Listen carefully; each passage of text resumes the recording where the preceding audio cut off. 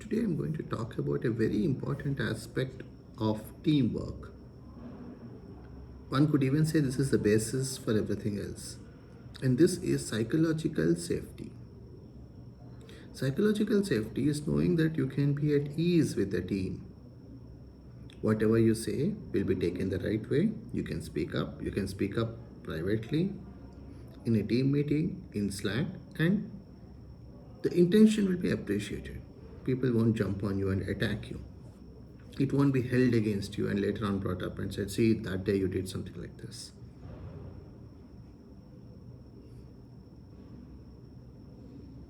Basically, you feel at home, and Google did this excellently. Most teams at Google had excellent psychological safety. You really felt accepted by the group. You felt that you could speak up, that you are safe, that whatever you say will be taken the right way. Say or do. For example, in one team, I wanted to do something, and I was junior and immature then. Um,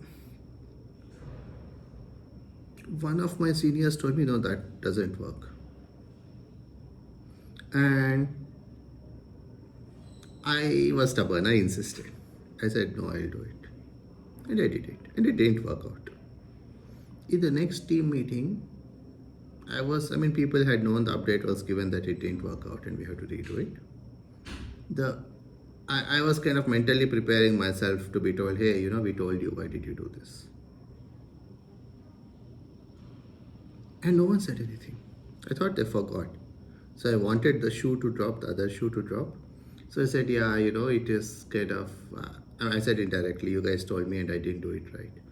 And the answer was, that's okay, we learned something today. See the sense of psychological safety? Not you are at fault, you should be punished, you are a useless engineer. They understood that I needed to learn it my own way. That is psychological safety.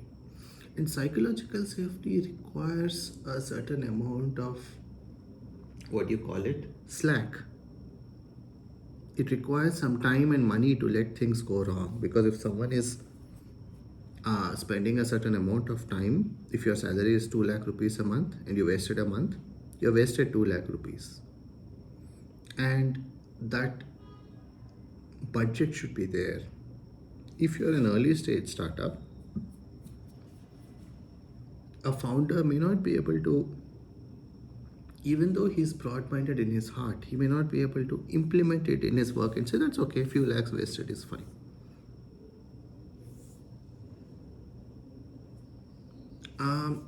I tried to do that as a founder. I took upon all this stress on myself, but many founders don't.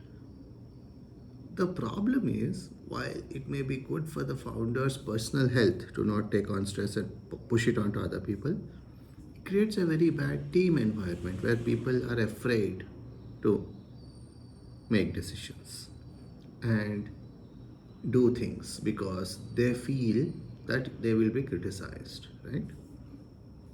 So this is an example. Most teams at Google were like that. Another time when I said or did something wrong, again I was being prepared, I was preparing myself mentally to be told, but I was told, you did this with a good intention, you believed it would work, I respect that. It didn't work, that's okay, next time you'll do something different. So Google was exceptionally good in this. 90% of the startups I work with, almost all of them, they don't compare to Google in this regard. This is a lesson for all of us to learn. So I'll give you some examples of what lack of psychological safety looks like. In one team, again at Google, I had 2 really bad managers and 2 really bad teams among the dozen or so I worked with. One manager asked me to do a certain project, then after 2 weeks escalated to his manager saying that I didn't do my project and some other project name was mentioned. And I said I was never asked to do this, and he said no, you were asked to do it, right? And things like this. And just in 2 weeks, the manager had escalated to his manager. So 2 weeks is too short a time to make such a strong opinion of someone and escalate it. That shows, so that made me feel psychologically uncomfortable. And for the time I worked on that team, which was a month or 2 months, I guess, I was always on edge. I was always tense. I was never relaxed. I never felt at home. And then when I left that team and went back to a properly run team, again I felt at ease. I it's not that I hadn't been criticized. When I made mistakes, I'd be criticized, but the criticism would be fair to the actions, right? So, for example, in my second year at work in 2008, I once received a rating of occasionally misses expectations. And I did that, and I received that rating after my manager told me multiple times that I'm taking things too slow in one quarter. I had specified an API and done a bunch of things, but not made enough real progress. And that rating was justified because I needed to go faster, right? It's not a college where you mull over things. It's a company where you get shit done. So, psychological safety doesn't mean that you can't take negative actions against people.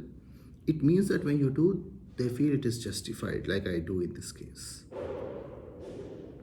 The other team where I had a bad experience was a team of people who would criticize me behind my back,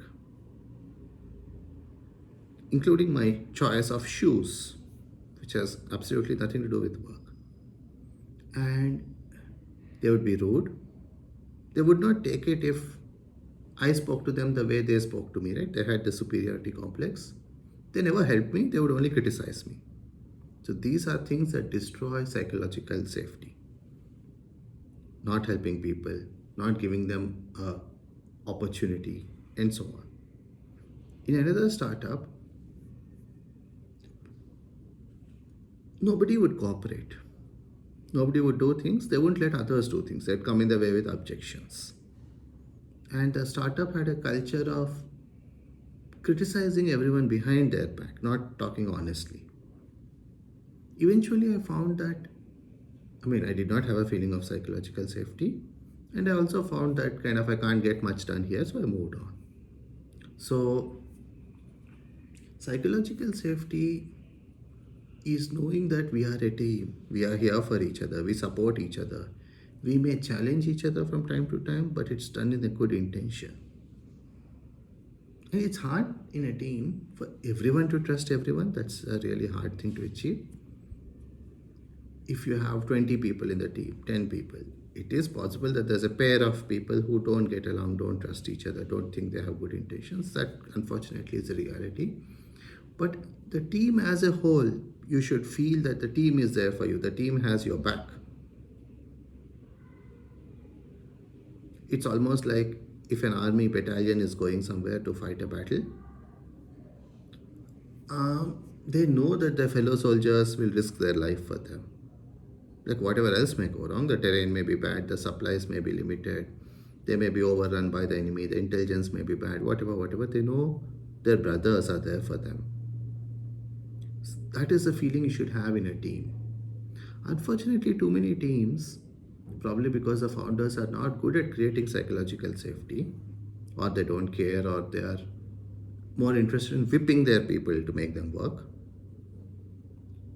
Often companies end up as it's like every man for himself. And if you're in a team where it feels that it's every man for himself, leave. That's bad for you to work in such a thing. This is one of the most important aspects of a company. And people say company culture should be good.